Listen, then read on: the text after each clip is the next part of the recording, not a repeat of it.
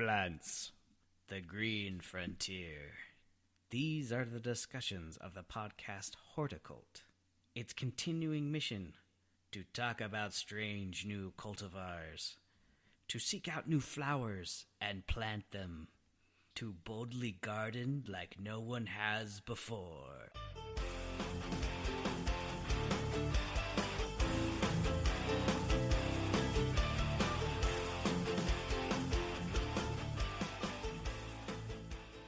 What's up? This is Blaine from the Horticult. How y'all doing?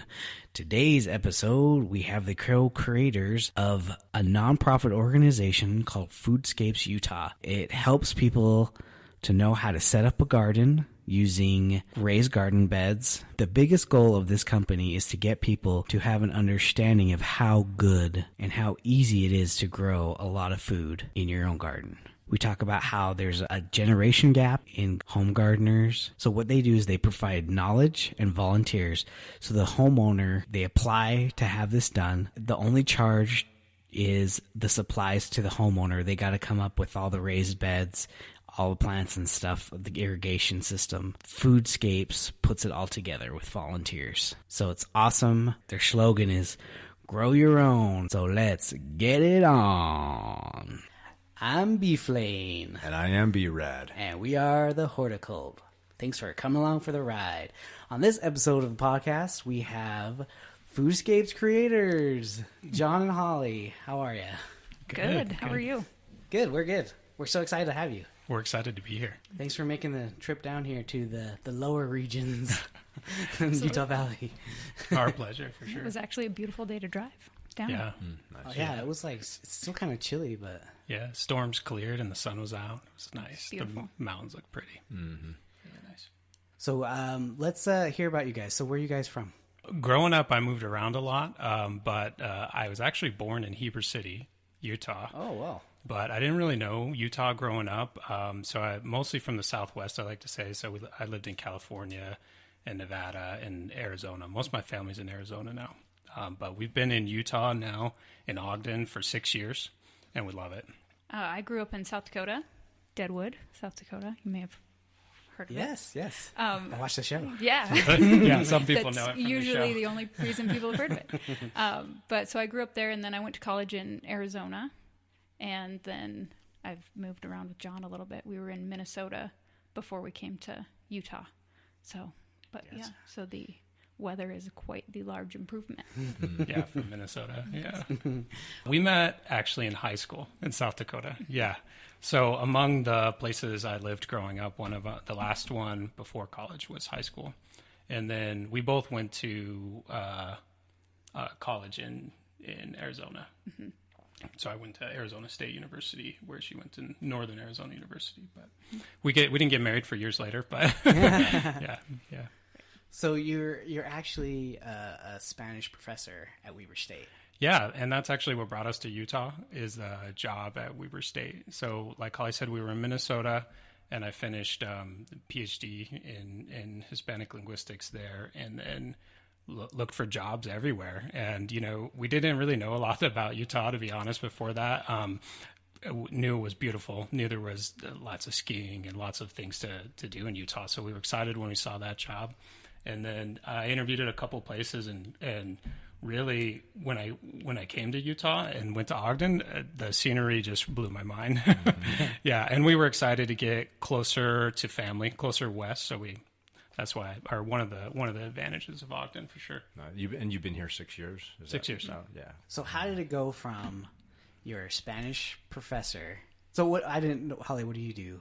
I stay home with our kids. Okay, that's what I do. So And she runs Foodscaping Utah on top of the kids. The kids are a lot are work too, which is very valuable. So you're the face, and she's all the behind the scenes. But yeah. what was the inspiration that really pulled it together? So growing up, neither one of us had a lot of gardening experience, to be honest. So when we moved to Ogden, we thought, this is a place that we would really like, and we could be here for a while. So we bought a home, and we had a house, and we inherited a whole. We have about a quarter acre, mostly grass. Mm-hmm. A little bit of vegetable gardening experience at a community garden before that, and really fell in love with the flavor that comes from homegrown food. And then we started playing with our own landscape. So like each year we started taking a chunk of grass out and putting in what we call foodscapes, right? But at the time we put in vegetables, we planted some fruit trees, and I started really just falling in love with the idea of growing our own food and the flavor and the time outside. And it just kind of grew like year by year in the early years. I'm a avid learner, so when I get excited about something, I'm looking for new information, researching, and I really got into it. And then over the years, I thought, this is something that we really want to help other people do, because I feel like, especially with kind of younger generations, there's a lot of people that don't really know what a good tomato tastes like, right? They're used to what they get at the grocery store. When we started growing all of our own food, so we grow everything now food-wise. I don't know anything about ornamental horticulture like you guys do, like opposite side, but we've experimented with growing everything. But we really thought we were kind of researching different ways we could help other people. And I stumbled upon a TED Talk by a guy named Ron Finley. So it's this guy in South Central Los Angeles who started a group where people go and help people get into food growing. So I saw that TED Talk and started thinking about ideas. And at the time, I took the Master Gardener program through USU Extension and learned that they do a lot of outreach with volunteers and really help community-wise.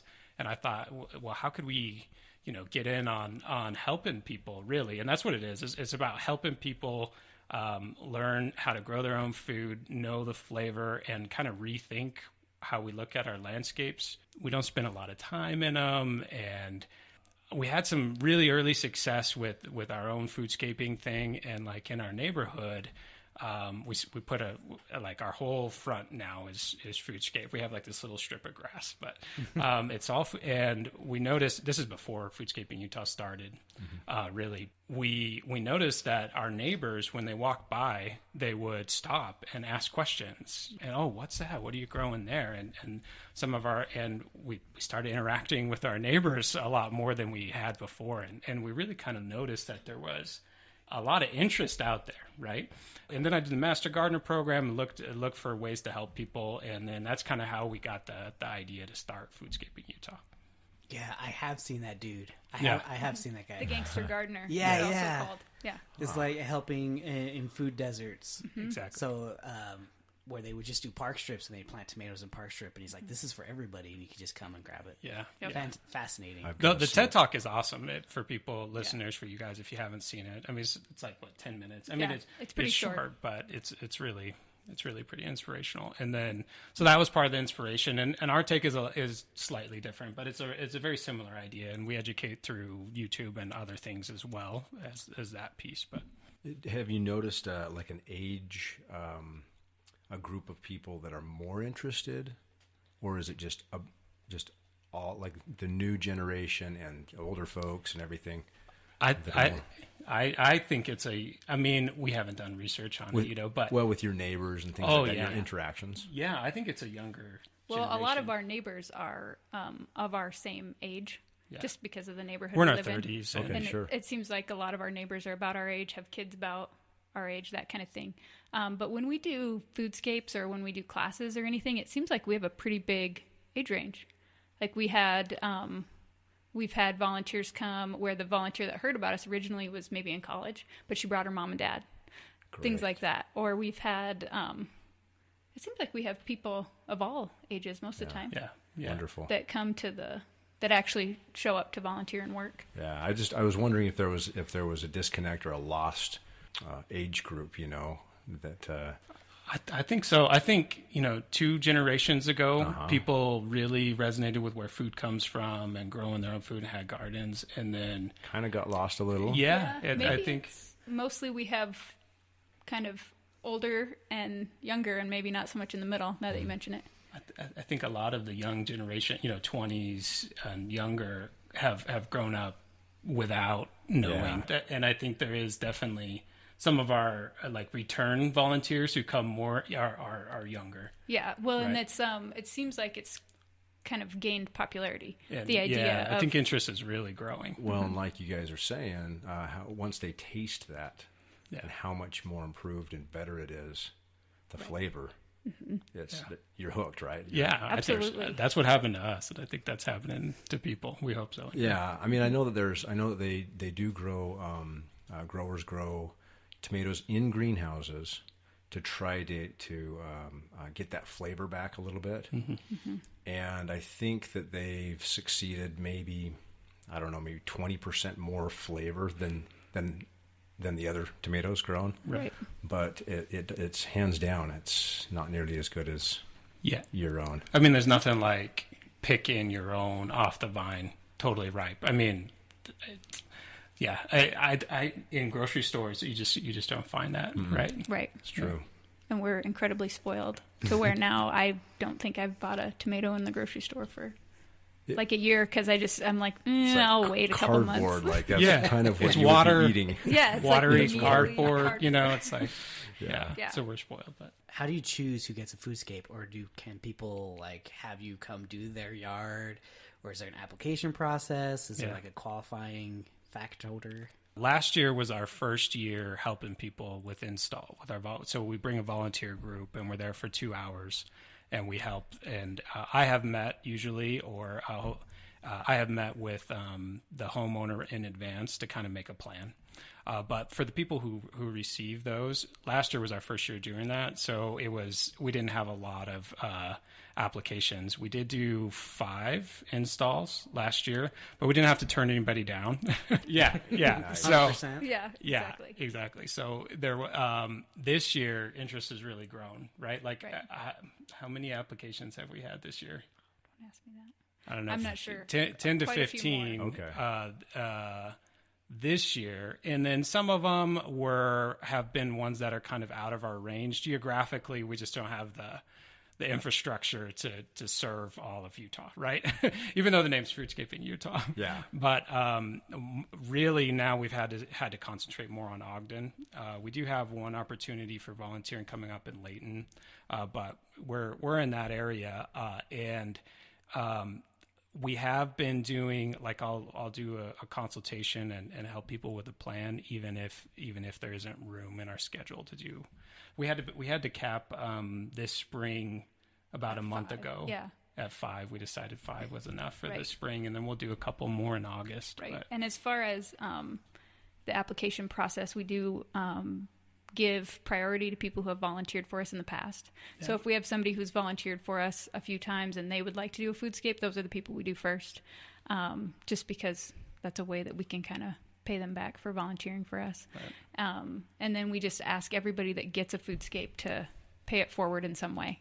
So you can come and volunteer with us. You can donate some of your food to a food bank, or tell your neighbors about us, help your neighbors do a foodscape, just anything like that to kind of further our mission. I think that's one thing we talked about with Modern Gardener, is that they're finding people, or there's like companies or nonprofits that are finding homes that people want gardens but are unable to perform it, like elderly Physically, people. yeah. Right. And then young people who have never tasted the fruit can do like a food share, crop Right. share or Yeah. something. Yeah. Which is an awesome idea, because a lot of young people that we talk to are like, but I live in an apartment, so I can't really do anything, and containers are hard on a patio or whatever.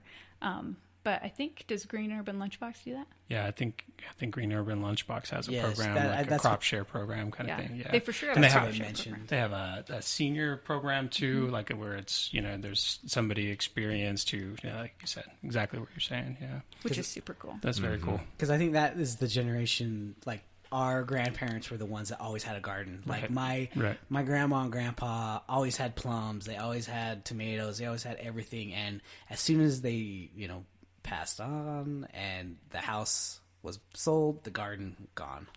And I think that's kind of a missing community tradition, and it's coming back. I think Right. so too. I think so too. It seems like it really is coming back.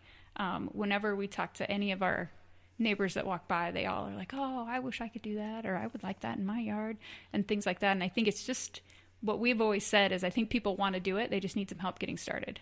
Yeah. Right. And so that's what we feel like we can do that. Yeah, if they've never, gardened at all, I mean, it's the idea of starting is a little intimidating. So that's kind of where we're trying to fill that need and just help people learn. I've got a question as far as, is the plan, are the beds or the planting space that you guys have, is it the same every time? Mm-mm. Or is it can it be different? I mean, based on the size of the yard and things like that. No, they're definitely not the same. They're every time. We try to fit with what the homeowner wants mostly needs, I guess, and yeah. needs. Right. So I mean, when I go to do an initial consultation, I ask them what they want to grow, how much experience they have, and what they're looking to do, and what they like eating. For us, it's about the food and the flavor. So what are you excited to grow? And then we kind of go from there. But a typical Foodscape install on a Saturday for a couple hours is 1 or 2 raised beds, and then maybe a fruit tree or a grapevine. One or the other. Yeah, one or the other. Okay. And that's kind of for people who have zero experience, that's definitely good enough. We've to kind of start. advised them to start kind of small. Yeah. On the other hand, we had somebody who came over to our Foodscape and was just like, "Oh, I want this. I want to do the whole thing." And that's a situation where when we bring volunteers, we say, it's as many volunteers that can come, and we're going to be here 2 hours. So if we get everything done, great. And if not, then you'd have to be willing to kind of pick up and finish the project or have some of it done in advance. And, Yes, so the homeowner, I mean, it's great for the homeowner either way. Right. But, Sure. they kind of need to understand the limitations of working with volunteers at the same time. Plus, right? we've really come to find that 1 or 2 boxes and Yeah. 1 planting is about what we can get done in the 2 hours Sure. with our volunteers. Yeah. And the homeowners have everything ready. John gives a really good list of here's the materials you need to have ready when we show get there. up, and it's not like, hey, we need to run to Home Depot like Exactly. 5 times or whatever. Yeah. Exactly. Yeah. Yeah, and we've gotten better at that as we do them. That's cool. So and do you have kind of an idea as far as how much a box or 2 would be able to feed? Oh, Or supplement somebody's grocery right. amount, Sure. I guess. I don't know. Sure. That's hard to estimate. And one thing we've noticed, just moving from our backyard, that where it's not shady. I mean, it's fine to grow food back there, to our front yard. In our front yard, I mean, we're getting like 10 to 12 hours of direct sunlight a day. Perfect. Wow. And, I mean, that's one of the advantages of front yards. Most people have shade in their backyard, or if it's a more established neighborhood. True. Yeah, the trees will shade it out. Yeah. Yeah. So at least in our neighborhood, people have more trouble growing food in the back than they do in the front because there's no shade trees in the front. Anyway, we out of these beds, or at our if you take a look at the pictures on our page where we show our front yard foodscape,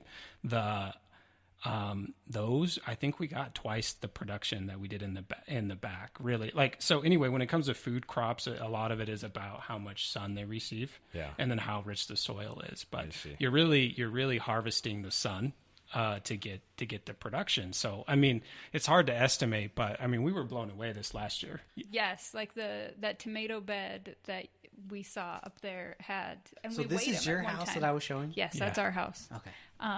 And we weighed some of the tomatoes. We gave probably half of them away because it was just, we had And that was from one bed. such a and production of tomatoes. I think we only grew tomatoes in one bed. Right. And I think it comes to show that it doesn't take a lot to grow a ton of food. And if you put one bed and you put it in the right spot, I mean, that's kind of where the education part comes in. And the right soil. And the right right soil. amount of And I think sometimes people are excited to grow vegetables or start growing their own food. But they might not necessarily have success right away.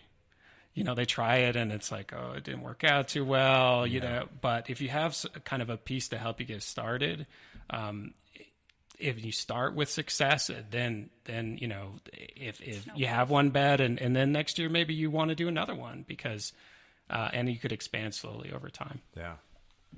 Wow, I like that. I think it's, I mean, if you look, I'm those pictures I was sharing, I think they are aesthetically pleasing. Like, compared to just a flat lawn to a full yard with garden beds. And I mean, it adds dimension, it adds lights and colors and all these things. You can put like your front bed that you had, your park strip. I mean, you have like, was it Russian sage? And you have ornamental things in there. So it's beautiful. Yeah. That's what we're shooting for. Thank you. Thank you. Great.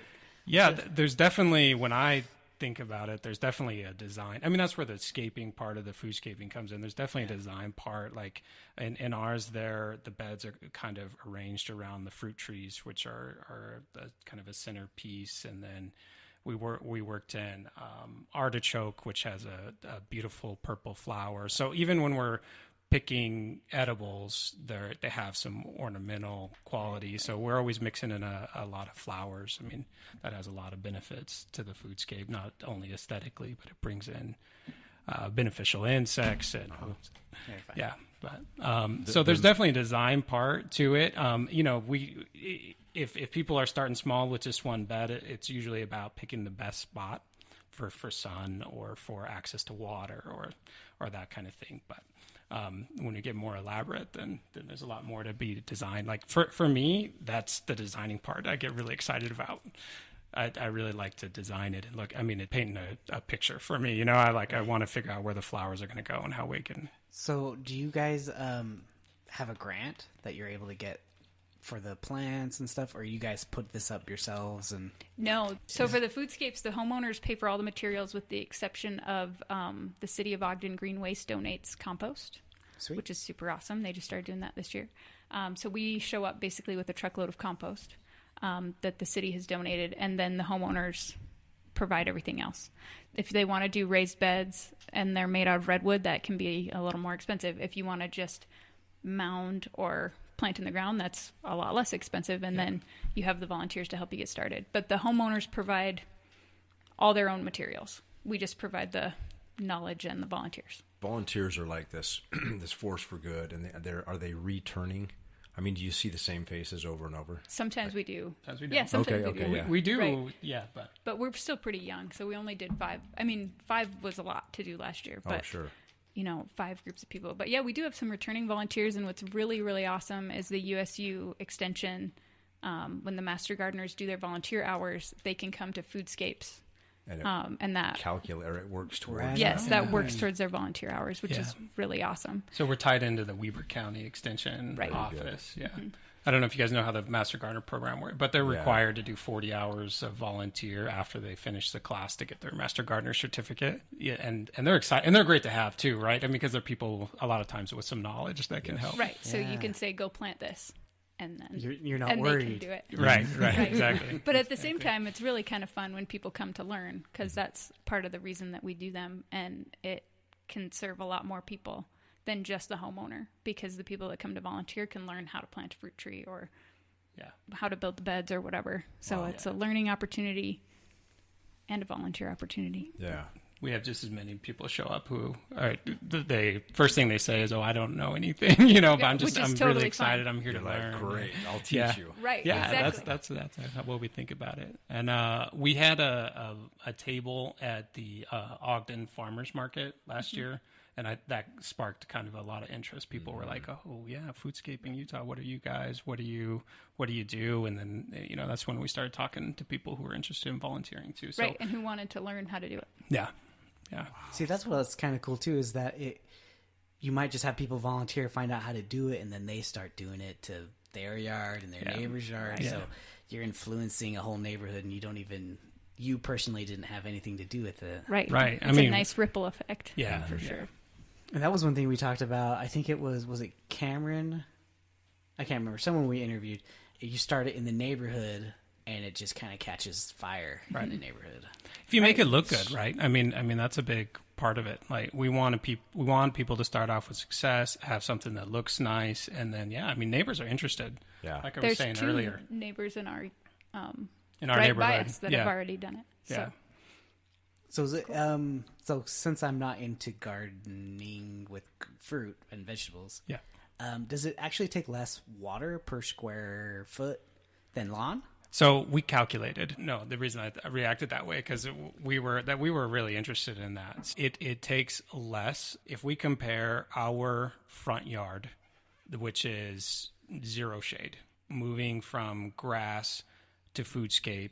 I think we see about a 75% decrease in water use. It could be more, but I mean we have our food jam packed in there, right?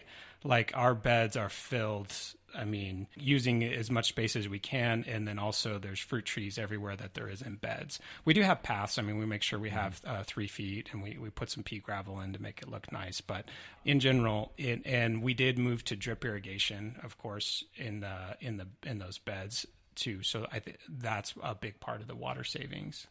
The flip side of that is we're getting so much more production than we would if it was just grass, right? I mean, so much. we're eating the food. I mean, we're saving on our grocery bill, and then also, I mean, the water that goes into food production that's produced on a large scale is going to be way more than the drip irrigation. So there's some water savings kind of in where we're replacing food that we might have bought at the grocery store too. Oh, sure. Right. Have you ever heard of square foot gardening? Yeah. It's kind of the concept. Yeah. Well, so when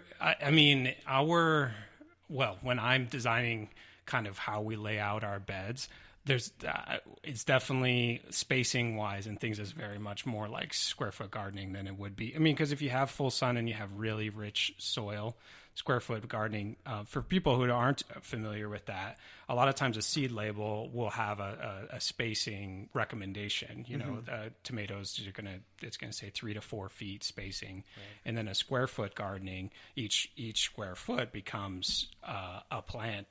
It could be one tomato plant per square foot, really.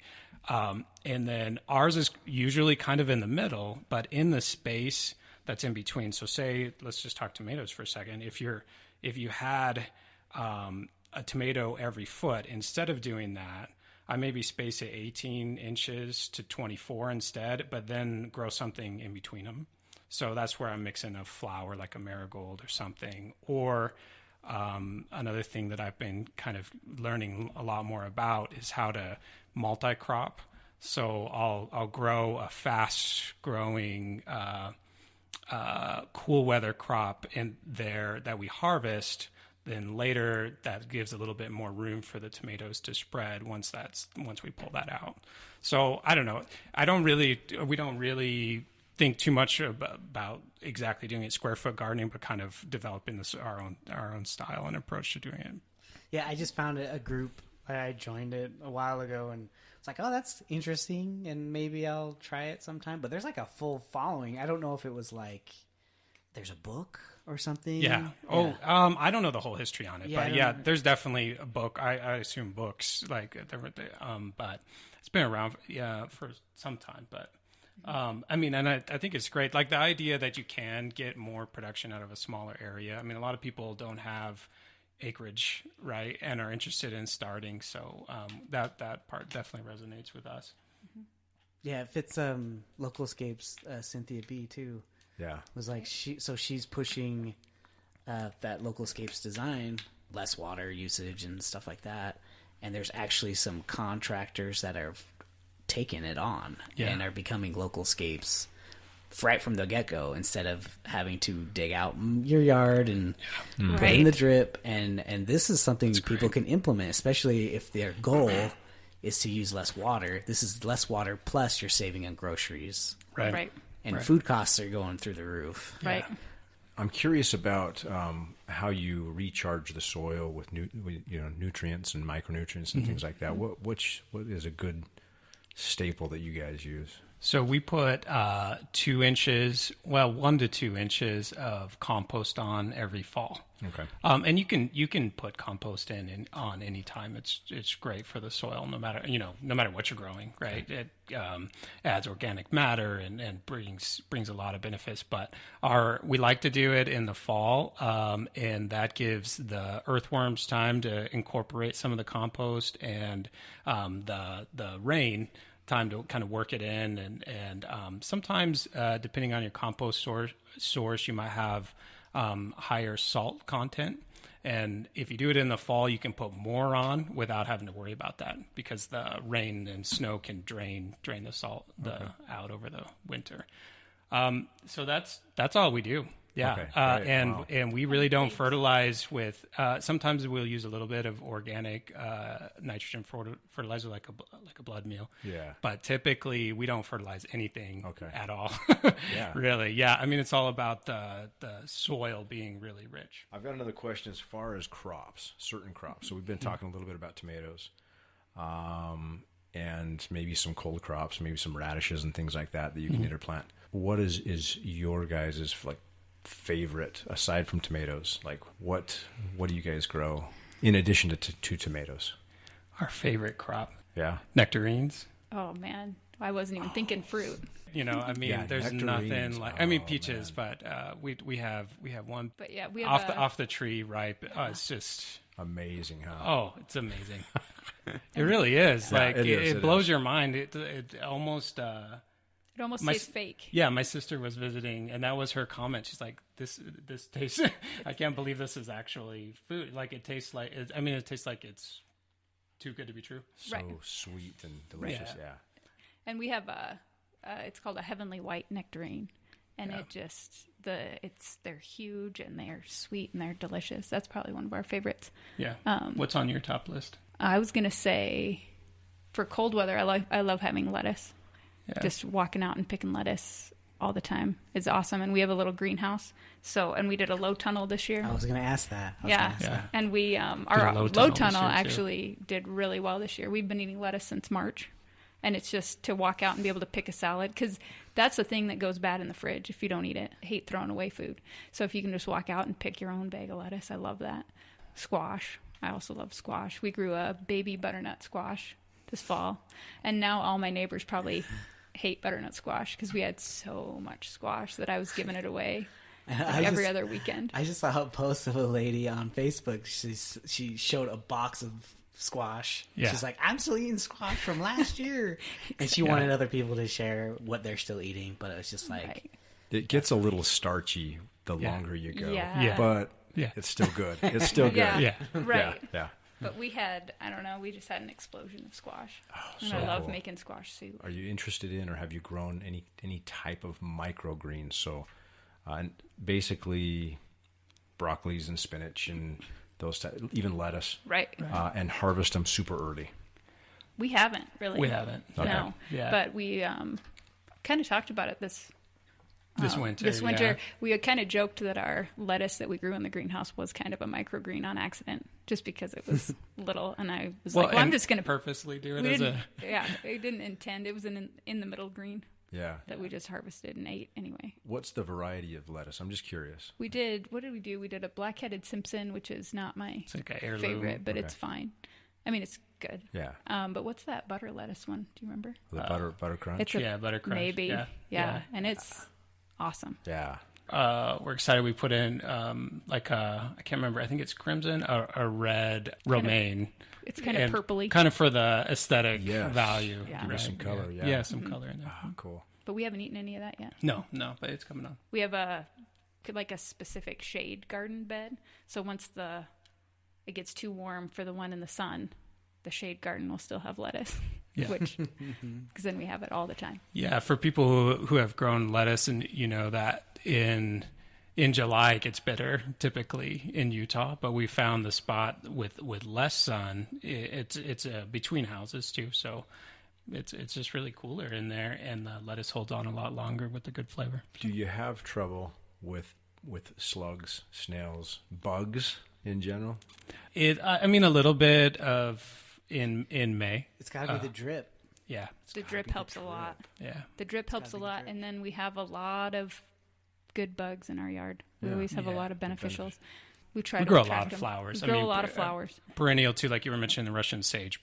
I mean, yarrow and sedum, and we mix up and lavender, a lot of lavender, and and I think that brings in a lot of the beneficial insects that take care of some of the pest problems for us. But yeah, like you said with the slugs, it's just the drip keeps this.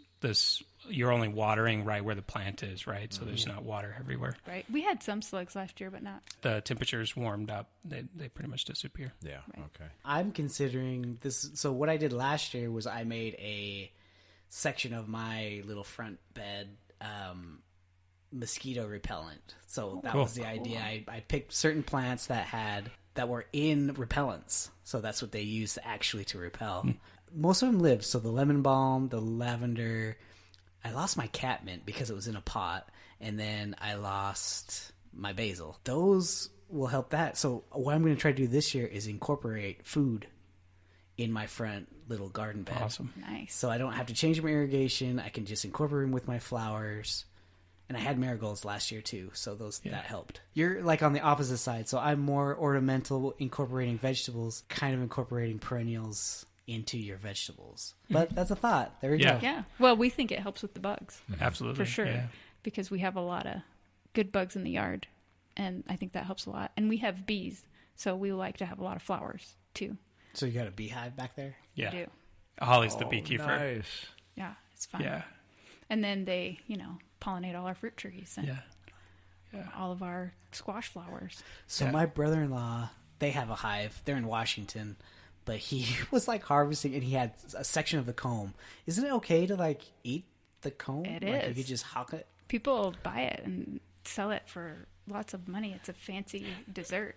I just saw something online that somebody was looking for it to have at like a wedding reception, and they just put like a frame out, and then people like Just come and dip your grab some. crackers or whatever. Wow. That's awesome. Really? Yeah, it is awesome. Well, you should. Our kids love it. They're like, "Can we have a honey frame?" And they just sit at the kitchen table with a box of wheat thins and dip them in honey and eat them. So you're not allergic to bees, I hope. As far as I know. No, I've been stung a few times. And I No, haven't. you're No, not. no Well, big deal. No, I didn't have to go to the ER or anything. I did get stung in the face, and my whole eye swelled shut. Right? Oh Winter yeah, stuff. yeah. We are giving a lot of food away. One part that we haven't explored as much is preserving. I mean, we have preserved quite a bit, Right. but We just I ate mean, our there's last people that are green beans. way like you mentioned that Facebook post. I mean, these are people that are into homesteading and really wanting to preserve as long as possible. We'd rather give more away and preserve less. Right, Really? just because it's a lot of work. Yeah, preserving's Just 'cause we're lazy. preserving's more work. Yeah. Not kidding. But I mean, we were still eating green beans like Yeah. a month ago, though. I mean, we Right. did, but mostly how we preserve is freezing. We Right. freeze things. Okay. and yeah. then we did raisins. We made a lot of raisins last year because Yeah, you can dry them in our little greenhouse, and it's that's not great. actually a lot of work. yeah. So we do things like that, but we haven't really made the leap into canning or anything. That's what I was curious about, bottling, canning. And That's then we about it. freeze a lot of stuff, Yeah, Yeah. we freeze a 'Cause lot. We have a that's big easy. deep freezer, and like all our vegetables go in there. and then we just Pull them out all winter Yeah. long. Yeah. and then Yeah. we just like leave them on the neighbor's door and ring the bell and run. 2018 was the year of the butternut squash. Like it was, that's it was awesome. just incredible. Yeah, That's I mean, and it's so good, really. So it is really good. Yeah, But- I mean, and it's then not we like had- zucchini. Don't get me wrong. I like zucchini. Zucchini's fine, Yeah. but I mean, you sound like you've had some of the winter squashes. They're just more rich and creamy. They are, and, yeah. they're so good. The acorn and the butternut and the Yeah. Hubbard and all of those different. Yeah. They're great. Do you, so, and I'm curious about the amount of space that you have in the boxes to grow.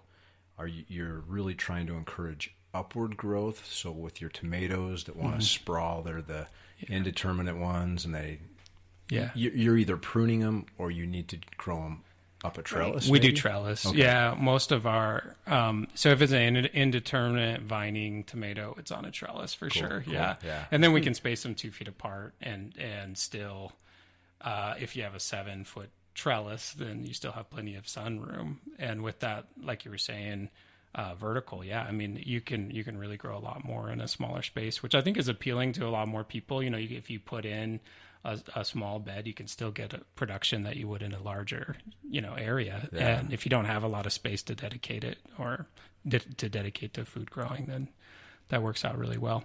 We do grow some determinate ones, like bush style, and then kind of work those into the design too. Yeah. But yeah. I have a hard time getting around the planter. Like, I would rather just till my lawn up and directly put it into the soil. Yeah. Have you had issues keeping them moist, or have you had some dry out, or because you have it on the dripper, you got them on a timer, and everything's good? Yeah, that's a good question. We do, I would say one disadvantage of the raised bed would be water use. I mean, because the drainage is so good, you do end up needing a little bit more water. But on the other hand, the plants love the excellent drainage. So they really thrive in that environment. So you end up getting more production, I think, with the I mean, there's a lot of advantages too. If you incorporate compost into native soil, I mean, you can actually, most of our vegetable beds in the back, and they're not in framed beds. They are raised up a little bit because we've added so much compost to them and mixed it in that case.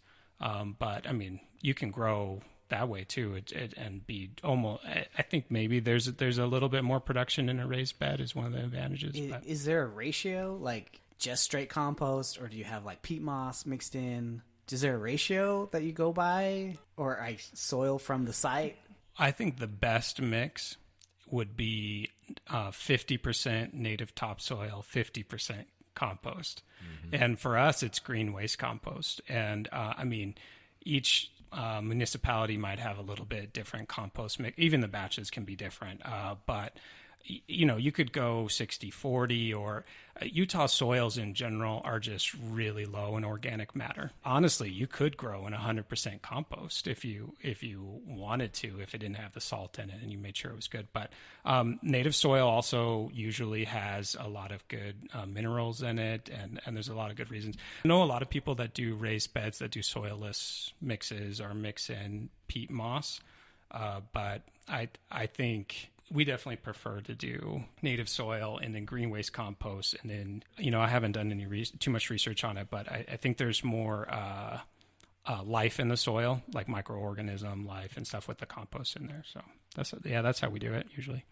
And there's no barrier. Like, I've heard people laying down cardboard or plastic or whatever to keep it from the native soil from your mix that you have in the containers. So the worms and stuff can go back and forth. That's a good question. So depending on how many inches deep the raised beds are, that's a factor, and it depends on what you're going over. So in our case, when we do a foodscape, as opposed to getting a sod cutter and pulling sod out or tilling it, the way we love is actually the cardboard. Like, again, that depends on how deep the box is.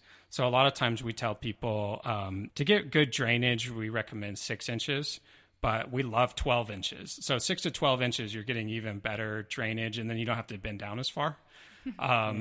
Beyond 12 inches, you're not getting as much advantage from the drainage, but it makes it, like at 24 inches, you hardly have to bend down, right?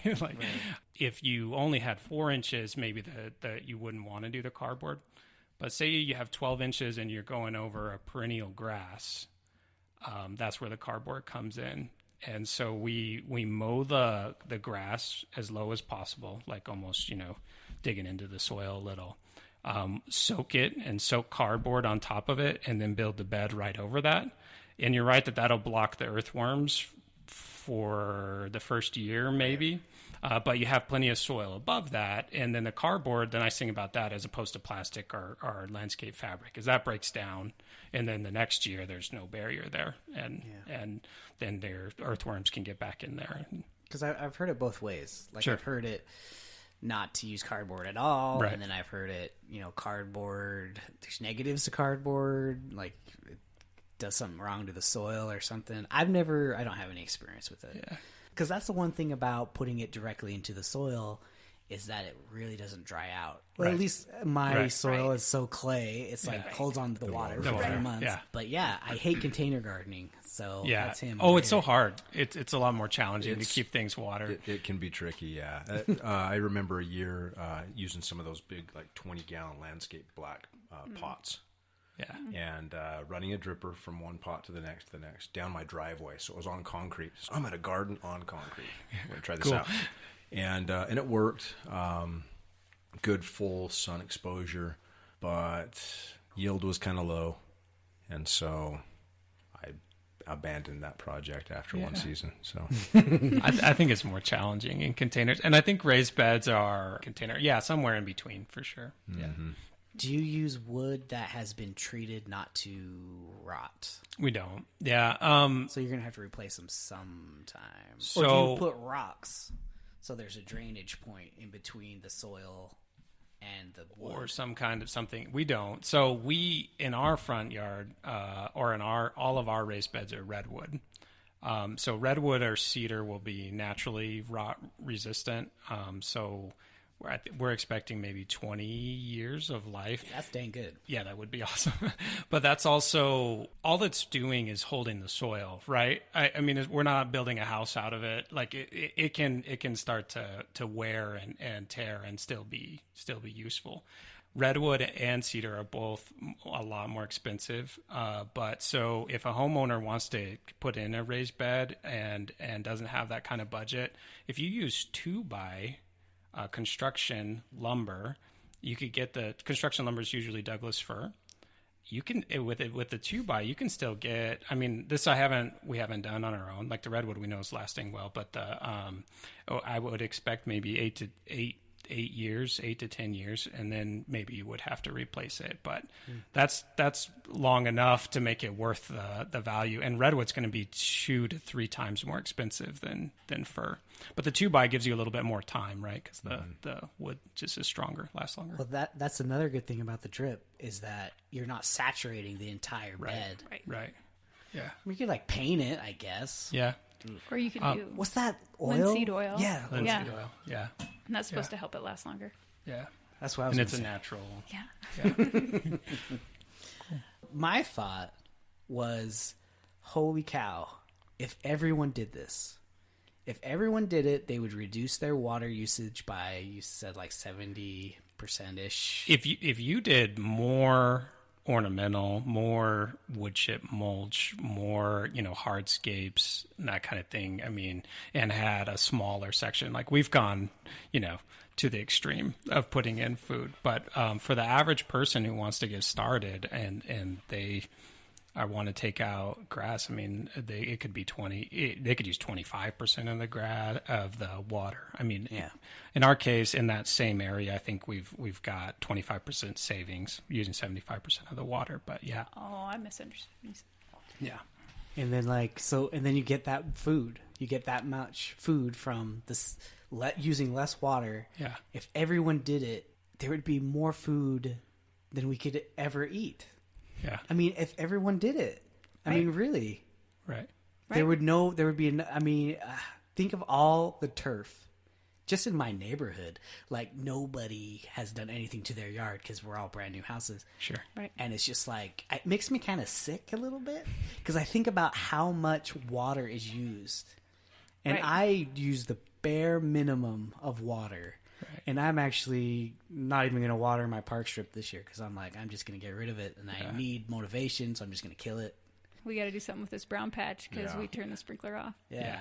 Well, and with the park strip, I mean, typically there's a sidewalk. It's surrounded by concrete. And when we moved in, of course, the sprinklers were set up to water the sidewalk, right? I mean, Right, because that's the only way to do it. That's 100% waste of that water, right? Right. You don't even get grass out of it. But yeah, and then the other part of it is the health benefits, right? I mean, the access to really quality. No food is more nutritious than the food that you can pick right there. Like it doesn't have to travel in a truck 3,000 miles, picked way too early. You know what's been put on it. You know what Yeah. fertilizer it's had. Yeah. If you yeah. use pesticides or not. Yeah. I mean, you know everything about it. Right. Right. And So then flavor, nutrition. And, all the water savings. I mean, we could change this whole entire world if everyone got rid of grass and put in gardens. Now, by One saying Foodscape that, at a though, time. Oh, he's like, hold on a second. now by buddy. saying that though, but there is work that has to go Right. No, towards no. Sure. it. So it's not even just like the install as well. Right. There's some maintenance that goes along with that. Sure. And so it's something that everybody should be fully aware of. I Because guess For that's sure. hard for me to like realize because I got a lot of time, and I could see me out there with my kids, and I could we could build relationships based upon helping each other. And my yard's not that big. I mean, I'm thinking about ripping it all out and putting in ornamentals and a little section of garden, whatever. Yeah. And I could totally manage that because I know how. Yeah. And I think people have lost that skill to be able For to sure. take care of plants. For sure. And it's hard. It's easier to learn something because there's so much information available, and it's harder to learn something because there's so same much time. information available. It's because just too much. People have can be- trouble finding the good Well, information, and- there's inaccurate information. Sure. So then you think, oh, well, I'll do this. And it's like, oh, I wonder why my stuff all died. I shouldn't have listened to that website. So it's hard to filter the information that's available, too. And I then- think that's a good thing too because we're local. So Right. being local, this is what works for our area, and this is Right. what we've been able. People have been able to do here. right. For right. sure. And that makes a big We're difference. not listening to someone from the East Coast that has like the best soil in the world and rains exactly on time, so they don't even need an irrigation system. Right. Oh, yeah. I mean, in the East, the grass grows, right? Everything. Right. It's like the Right. sprinklers are. Yeah, they don't have you don't need sprinklers. sprinklers, right? I mean, Washington State. Are you kidding Yeah. me? They don't have. It's like moist in the air all the time. the big thing on the work part of it for me, and I obviously spend a lot of time and work, is it's something that I really enjoy. Like I'm passionate about it while I'm doing it, So there's something to be said for the magic of planting a seed and eating it later, So there's that part of it, but really I think a lot of people in general kind of, outside of our bubble here where we're all excited about plants, right? Right. In general, I think a lot of people view their landscape as a chore. Right. Yes. And they're like, oh, I got to mow the grass. And at the same time, I think that we tend to underestimate how much care grass takes here in Utah. It's hard to grow good grass in Utah. Like you have to be on top of fertilizing and irrigation and mowing and aerating and your lawn suffers big time. And that's happening a lot too. But as opposed to it being a chore for us, it's like, it's an inspiration. It's time to go out there and enjoy it and interact. I mean, we've built ourselves a little oasis, really. That's how it is for us. But I think people could enjoy a lot more their landscapes if they really think about how they're using them. And we think food in a landscape is the best use that there could be for a landscape. Well, and with our situation in particular, we felt like our front yard was just a waste of space. We were never out there. Yeah. It's, we have little kids, and it's not like they play in the front yard because it's right there on the street and stuff. And so it was just grass that never was used. Not only is it grass that you have to maintain, but we never were out there. And now we're in our front yard all the time, and that's why we talk to our neighbors. Right. Really. I love that part of it where it's like connecting you with neighbors that you normally may not. Absolutely. Right. Yeah. No, we didn't know a lot of our neighbors. A few. Yeah. Right. But well, and That's the people same just with- walk by and stop and talk to us, and we're out there. Like not only do they stop and look at it because it's cool or it's different, whether they think it's cool or not, but it's different for sure. Yeah. And we're out there a lot because it's like, oh, is there something sprouting? Are there flowers out here? Can we pick beans? Well, we're there. So let's tell us how people can find you, volunteer, applicate, whatever. yeah. So our website is foodscapingutah.org. We have a Facebook page, also Foodscaping Utah. We have an Instagram account that's Foodscaping Utah. We have a YouTube channel. All of that stuff you can get to from our website, though, foodscapingutah.org. There's an applicant page there. We are full for applicants for the spring, so we're not taking any more in the spring, but we might have some space in the late summer to do maybe one or two more. But then we'll start getting stuff rolling for next spring, too.